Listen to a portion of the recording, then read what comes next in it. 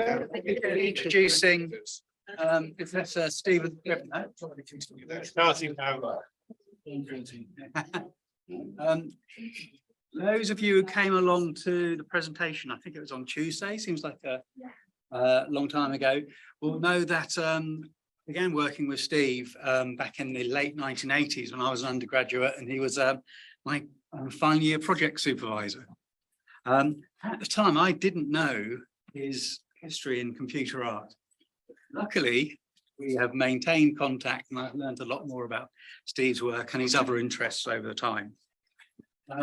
I'll just give you a few biographical notes, and I think Steve's going to talk about his past, present, very soon. So, Steve began his career at Leicester Polytechnic in 1969, where he studied fine art until 1972.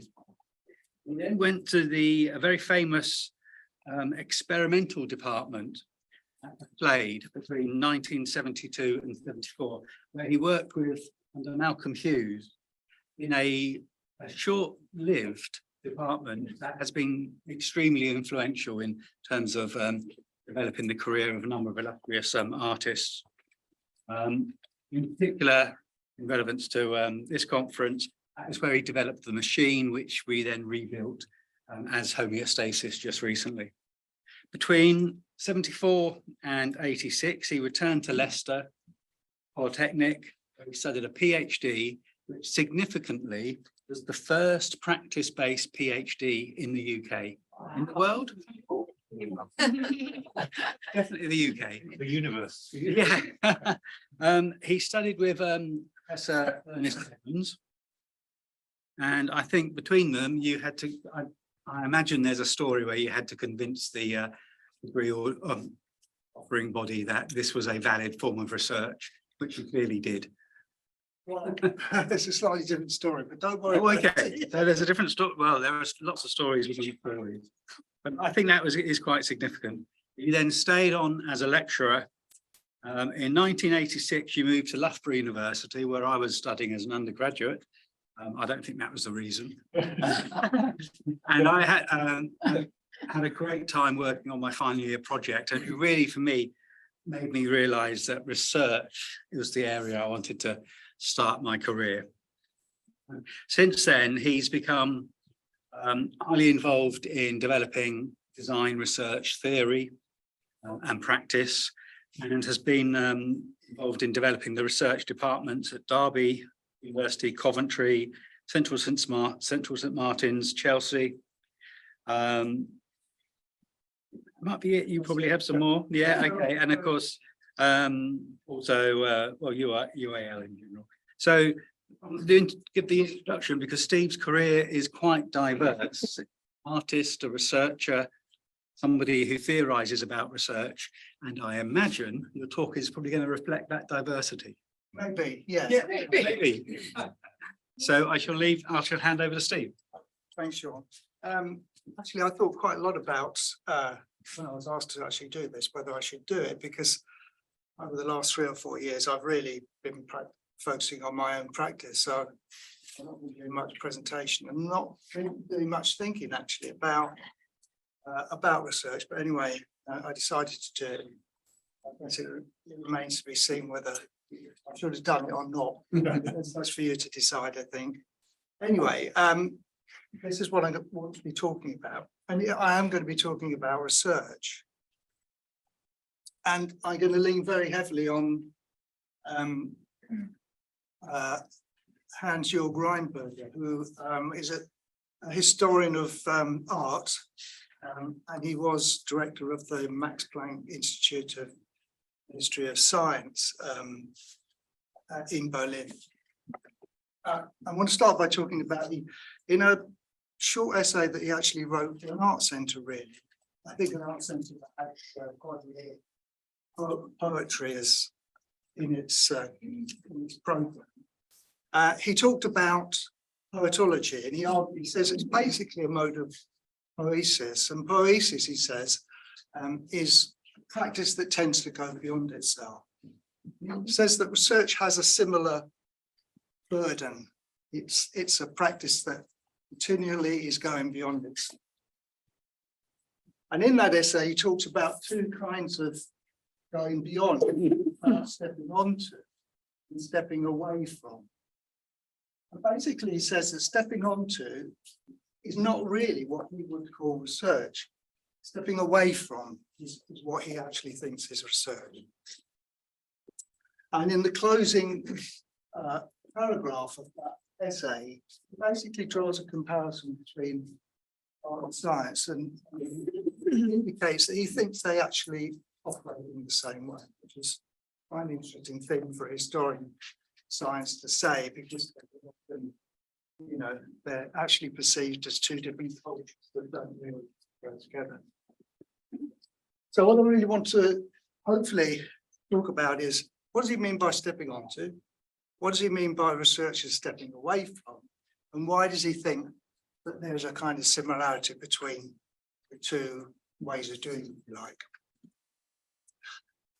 That's more about biographical notes. In 1974, as Sean says, I'm an artist. I was just finishing my diploma in fine art, it was called at that time. I was in the Slade School of Fine Art. I'd got involved in writing computer programs. I produced an exhibition that had a lot of computer plots in it. And this major piece, which I had to build myself, was a homeostatic system. The drawings actually are all in the V&A now. So that's my main claim to claim as far as that's concerned. Same year, I'm now studying for a PhD in computing. I thought it was a good idea to go to a department of science. I understand Edmund's invited, because I saw this as a way of actually developing my practice. The context was that I would do this with people doing a PhD. In 1981, in a way, I've changed my practice. I'm a computer scientist. I've got my PhD, and really I spent the next 12 or 15 years as a computer scientist. I'm still practicing, but for me, actually, I wasn't actually able to bring the two things together. My PhD had nothing to do with my practice at all. So I think what I'm first at is I'm the first artist to get a PhD. Artist, someone who'd actually been trained as an artist. But I would call my PhD a practice-based PhD, but it wasn't a based PhD in fine art. It didn't relate to my practice. For me, it was difficult to reconcile the two. So I basically have always held to two practices. One is the art practice and the other is computer science. In 1992, I've now left computer science and I've entered back into art and design. Why? Because I understood research, or at least I understood a particular kind of research, which is problem-solving research. So problem-solving research usually starts with a problem in the world. You critique that problem, you try and understand it, you come up with a theory about what you think is wrong. You intervene in the world in some way. I mean, this is what computer science is doing all the time, and design is doing all the time. And then you look to see whether your intervention has actually made things better or not.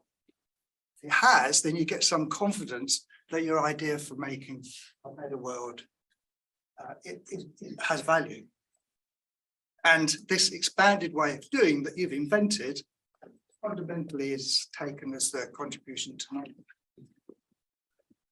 Okay, that worked for me very well in computer science. By that time, I've probably supervised about 30 students to completion.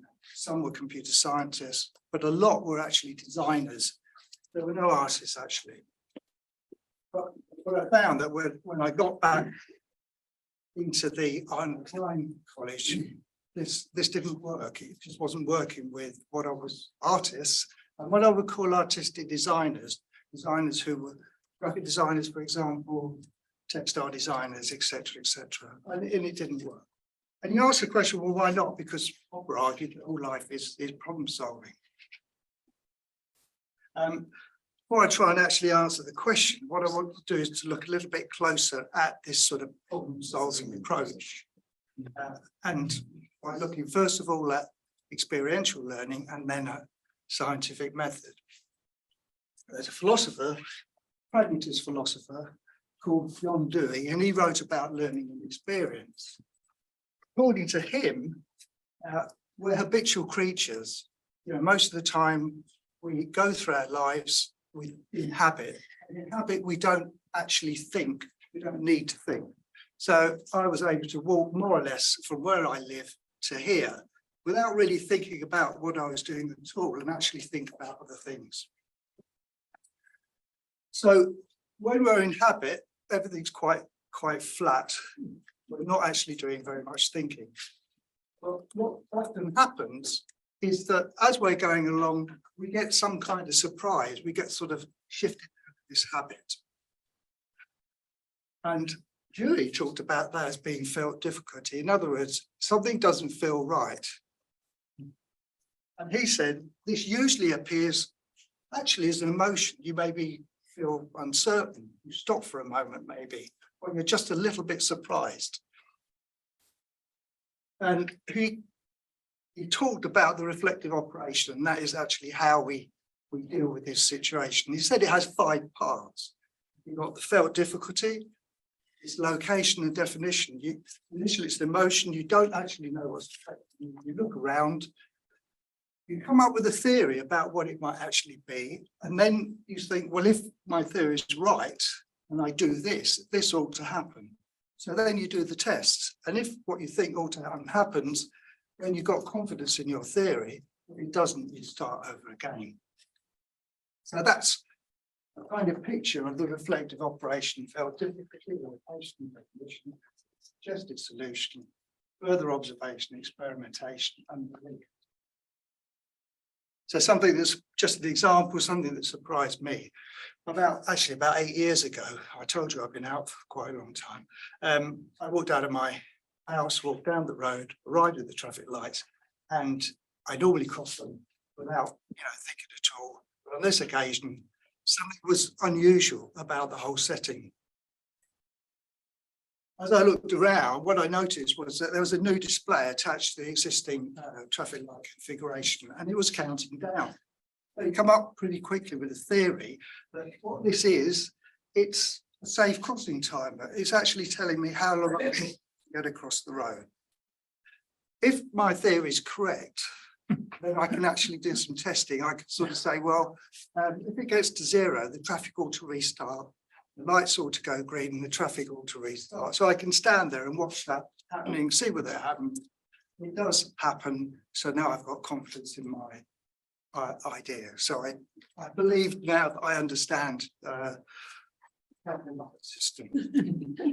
Actually, so what was surprising to me pretty quickly becomes not surprising anymore. Once I've got that idea, I don't have to think about it again. I just use the traffic light timer. Because I was thinking about all of this stuff at that time, I'd started to notice other things. I noticed that one traffic light starts at 10. So I think, well, maybe traffic lights start at 10. So I started. They don't start at 10. They start at different times. And I spent quite a lot of time trying to sort of work out how it all worked out. But in the end, after a while, I gave up. And that's, for me, that's quite an interesting point, because what it means is that I can use those the traffic lights without properly understanding it. So we don't always need to fully understand things in order to be able to use them or do things. And I think that's important later in actually talking about Weinberger. I don't think there's a day passes when I think of problem solving of some kind, and I think just about all of us do all of the time. You don't think about it too much, but that's the kind of process we're going through. And actually, Dewey said, why don't we call that research? Because we are actually finding out new things. So from everyday learning to scientific method, Dewey was interested in how we learning experience was another, probably the pragmatist philosopher, Peirce, because he actually invented what was called the pragmatist maxim. He was more interested in elucidating scientific method. And basically he said it involves 3 things: abduction, deduction, and induction. The novel part of his was that he had this idea about abduction. So abduction, he formulated like this. He says, there's a surprising fact C is observed, but if A were true, C would be a matter of course. Hence there's reason to suspect that A is true. And he hoped that he would actually be able to give that a logical structure so that it could become part of logic. In any case, he thought that scientific method involves three elements: abduction, which is basically coming up with a hunch, a theory about some surprise that you've actually experienced. From that theory, you can deduce something that ought to be the case if your theory is correct, and you can test it. So it's very much building on, the basic idea of problem solving. His method is really an erudite version, a developed version of what we do every day.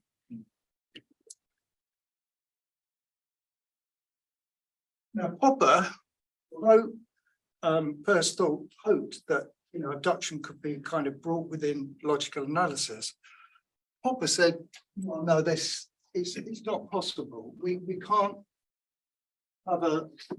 sort of describe, if you like, we can't have a rational explanation of how people come up with new theories, if you like.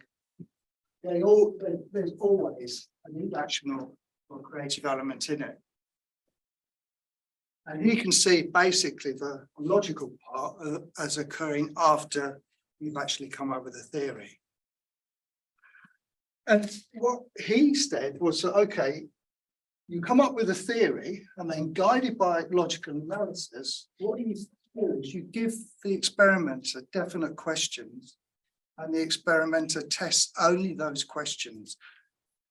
So you've got a kind of structure like this where, on the other side of this yellow line, everything, surprises are given. You don't actually create them. You come up with theories, but it's guessing, and we're never going to know how you actually do that. And the rational part of research actually takes place after you've come up with a theory. And experimentation is a very limited process. I don't think it's what most of us would call experimentation. When if you ask a child to experiment, you're not asking them to actually test a theory.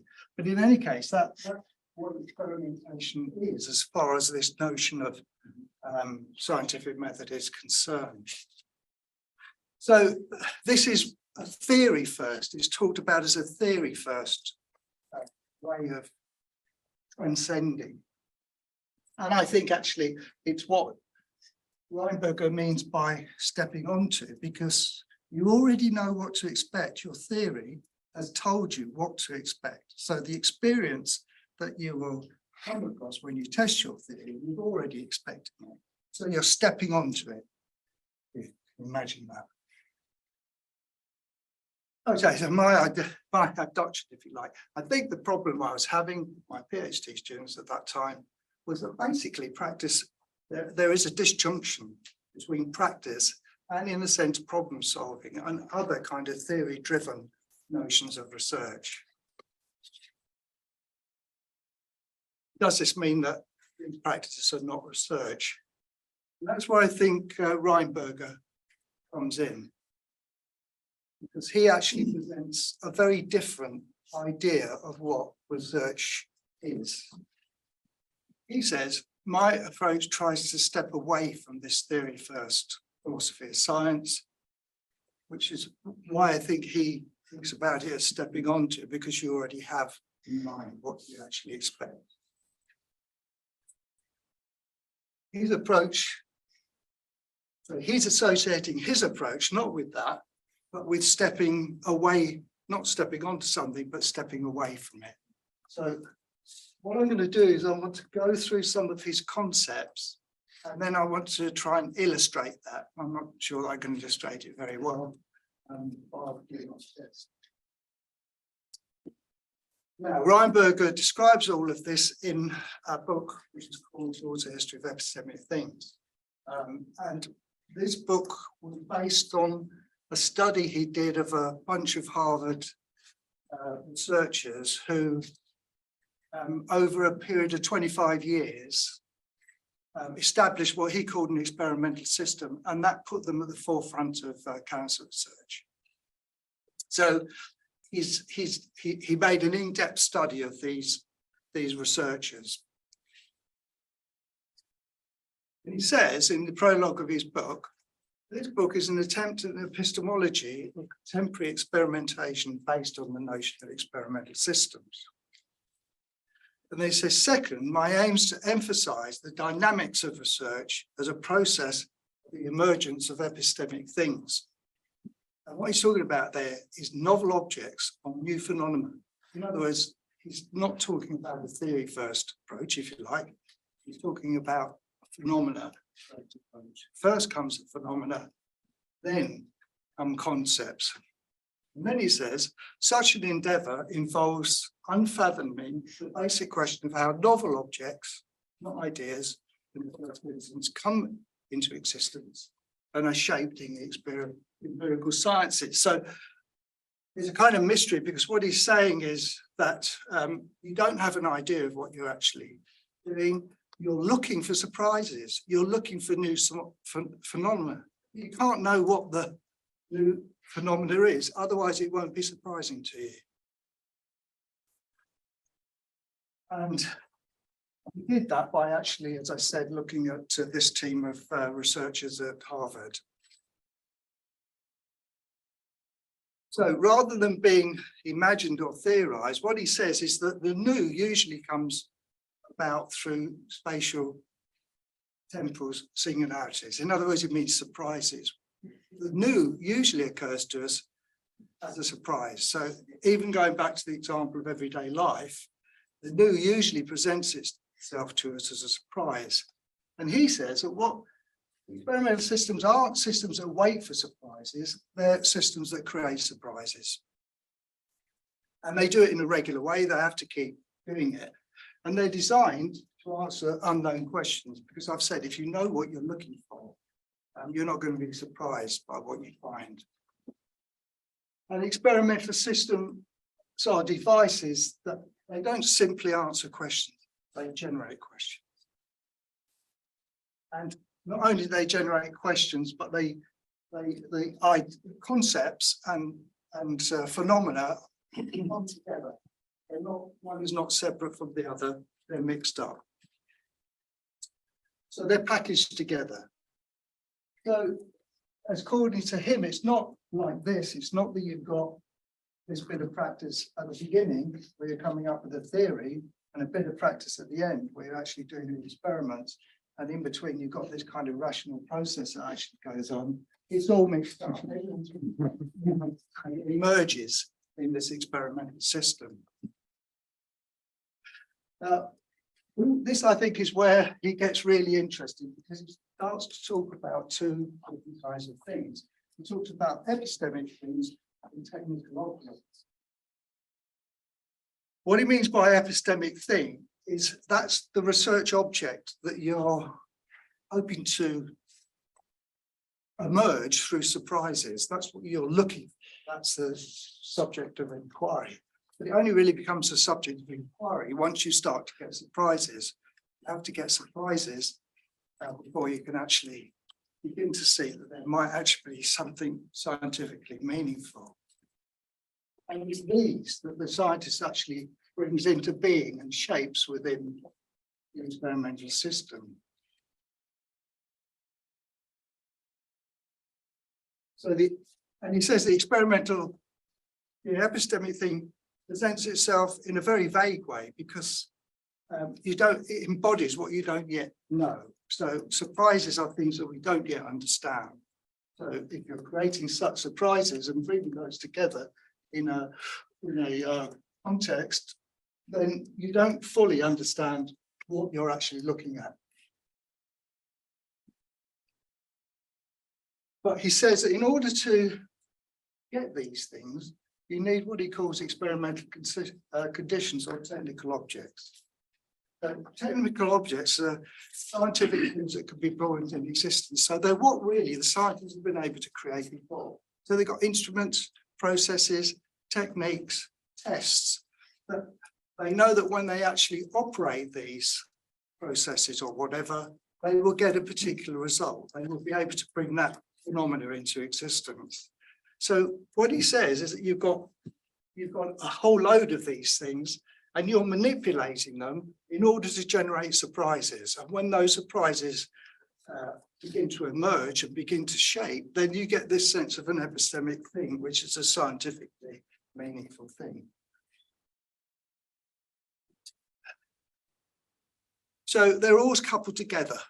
So what he's saying is that you never get a surprise on, you never get a new scientific thing on its own. It always comes about together with other things that you already know.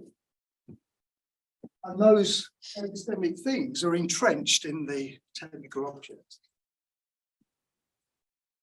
What it then goes on to say is that when you sufficiently stabilize these epistemic things, you can convert them into technical objects and you can put them back into the system. So experimentation has to engender unexpected events and channel them so that they become future technical conditions or technical objects. If the system isn't just to idle, you have to be generating these all the time. And we talked about this as differential reproduction. So reproduction just means you've got to keep these terms going. And differential means that you've got to, in order for it to be productive, you've got to keep generating surprises. So you've got to keep generating surprises, creating epistemic things, turning them into technical objects, generating more surprises, and so on. So it has to be capable of doing that in order to be a generator of surprises. And what he says is that they're open systems. You can't actually predict where they're going to go. And it's in these dynamic bodies that the experimenter shapes and reshapes epistemic things. To try maybe put that in a more concrete form, what he's saying is you've got the experimental system is placed, it's somewhere. So let's say it's a student. Within this experimental system, you've got a lot of brains. There's just one here. And you've got a space of observation. Within this space, you're going to be able to create phenomena. And what you've got is you've got a whole load of tools, if you like, which are represented by those boxes. And those tools will generate things you're familiar. So they generate what you've generated in the past. In my studio, for example, there are actually artists who are quite happy just to do that. So there are some that just only paint sunrises, and others who only paint mornings. So they have, if you like, all the infrastructure to actually do that, and they just keep repeating it. And in a way, there is a difference, but there's not any surprising difference. When you're doing that, that's what he means by idling. If that's what the system's doing, it's not doing anything. It's just reproducing what we already know or already seen. The reproduction has to generate these unprecedented events, and they're, if you like, is an unprecedented event. These come about through the manipulation of the technical objects. So these appear in the technical objects. It's kind of mysterious. They kind of appear between the lines, between the different parts. And then others appear, and you may be able to kind of bring those things together so that you've got a sense that there is what he calls an epistemic thing.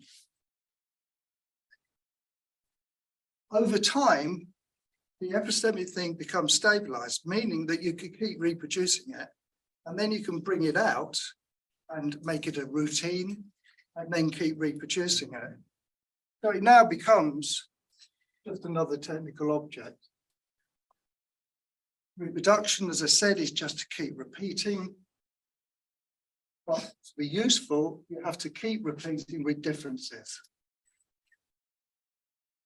Over time, the technical object can be transferred. So what he says is these epistemic things, once they become technical objects, can be transferred from one experimental environment to another. And that's with or without concept. So you may not yet understand that technical object, but you can still transfer it and use it.